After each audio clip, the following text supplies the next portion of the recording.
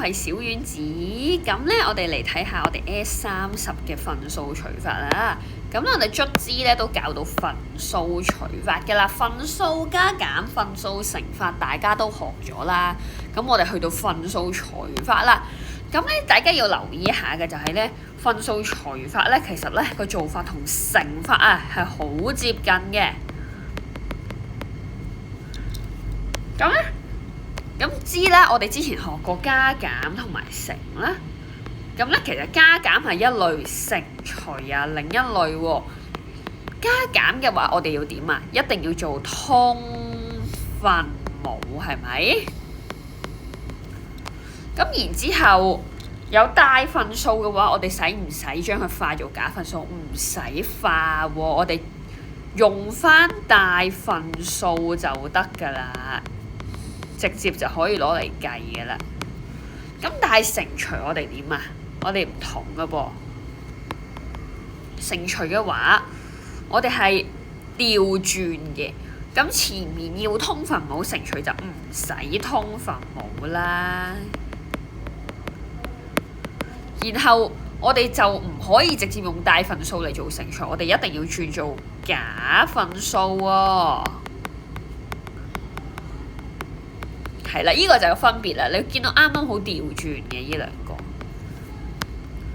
咁所以咧，你哋記嘅時候咧，記住加減你哋記一類，乘除就記另一類啊。咁我哋一齊示範下點做先。咁咧，我哋做條難少少㗎啦。好，咁例如做第3題啦。咁咧，記唔記得嗱？呢個除法喎。咁所以咧，我哋第一步除法嘅第一步，我哋一定要先將佢轉做假份數，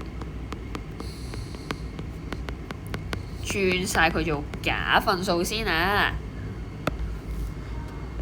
咁所以啦，呢個3又5/3，我哋就轉做，我哋可以點轉啊？3乘5加3啦，係咪？3、5、1、15， 15加3 18咧。咁所以咧個分子係18，下面照抄翻個5字啊，同大家重溫一下點樣化做假份數啦。好，咁呢個做咗第一步啦。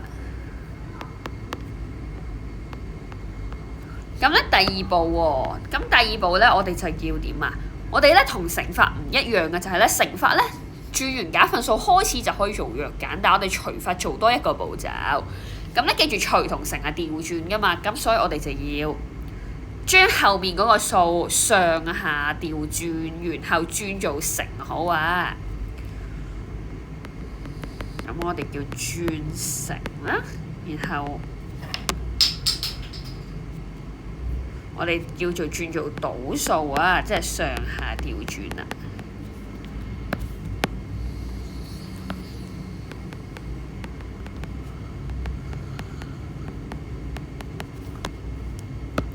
咁我哋轉啦噃，前面嗰個唔好喐啦，後面上下倒轉，即係原本20喺下面轉做上面啦，9喺上面轉做下面啦，然之後符號咧轉做乘號。好，咁然後我哋就開始弱減㗎啦。第3步我哋就係做翻個弱減啦。咁一樣啊，記住弱減我哋要點啊？上面可以同下面弱減，但下面唔可以同翻下面弱減，上面亦都唔可以同翻上面弱減喎。上同埋下面弱減啊。咁好似呢個18同9，我哋可以弱減啦。18可以除到9就變2啦，9就變1啦。然後20又可以同5弱減變做4同1喎。咁咧，你見到咧下面全部變晒就1，就知道佢冇嘢可以弱減。咁我哋就可以照計嘅啦。咁所以上面啦2乘4啦8，下面係1乘1，咁就1。咁咧未完個噃，8除1其實即係8咯。我哋唔要除1噶嘛。咁所以呢個咧就叫計完咗啦。咁咁我示範多一條先，咁其他都係咁做嘅。咁我哋示範多一條，三個一齊計嘅喎。咁我睇下一樣啊，步驟。首先第一個轉做假份數先，咁我哋轉晒佢做假份數先啦。咁84啊，32啊，再加3就35啦。咁我哋第二步啦噃，第二步咧，上面嗰啲咧，我哋要倒轉寫喎，除5我哋就轉做乘1/5啦。點解嘅？因為個5啊，我哋係可以寫做5除1，係咪？咁倒翻轉咪變1除5咯。咁呢個就係倒轉咗啦。咁然後後面嗰個咧一樣再倒轉啊。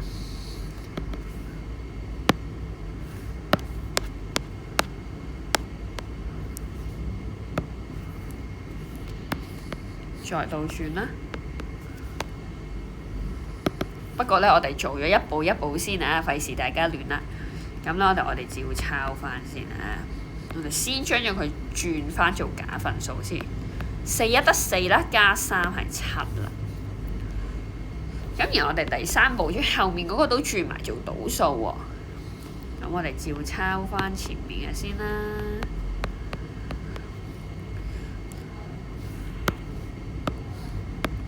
呢個轉做倒數喎，咁就會喺4變咗喺上面，7變咗喺下面啦。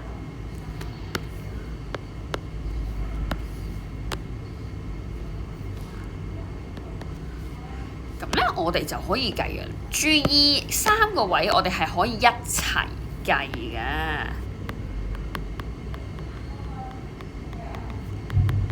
咁乘法都係啦，其實3個數可以一齊計，不如我更加推薦大家一齊計啊，會比較容易約減嘅。一樣啦，上面嘅數可以同下面數約減。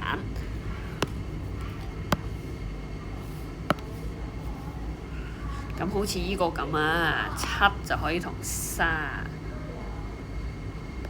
約減啦，7、5、30。咁5又可以同翻5約減，咁就冇咗啦噃。然後咧8可以同4約減啦，變做2同1啦。咁樣就計到啦。上面就係1乘1乘1得翻1啦，下面就係2乘1乘1得翻2啦。咁所以咧係1/2啦。咁呢個就係個答案啦。嗱，所以我推薦大家3個數一齊計啊，會約減咧容易啲約嘅。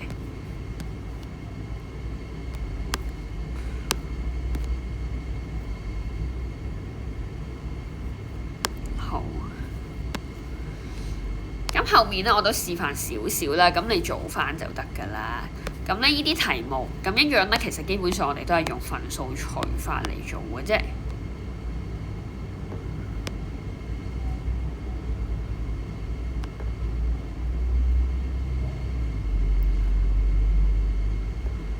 係啦，咁咧我哋嚟睇下前面幾題啊。咁好似第3題咁啦。咁咧畫翻幅圖，你哋易明啲，你諗下啦。有5/6包嘅菜啊，每1/4一袋，每1/4一袋，每1/4一袋。咁呢個好明顯係除數啦，喺嗰度搣出嚟。咁所以呢題係咩啊？6/5除翻4/5咯。咁呢個有啲似之前做過嘅除數，只不過咧佢將啲數字變咗做份數嘅啫。咁例如啦，好似話嗱有6公斤菜，我哋每2公斤分咗一袋，我哋係6除2啊嘛。咁呢度都係一樣嘅啫，只不過變咗做6/5除4啫。咁下面啦，10公斤嘅沙裝到幾多袋？咁我哋又畫翻幅圖出嚟咯噃，總共有10公斤啦，每1/5公斤一袋，每1/5公斤一袋，每1/5公斤一袋。咁所以呢個係乜嘢？係10除1/5。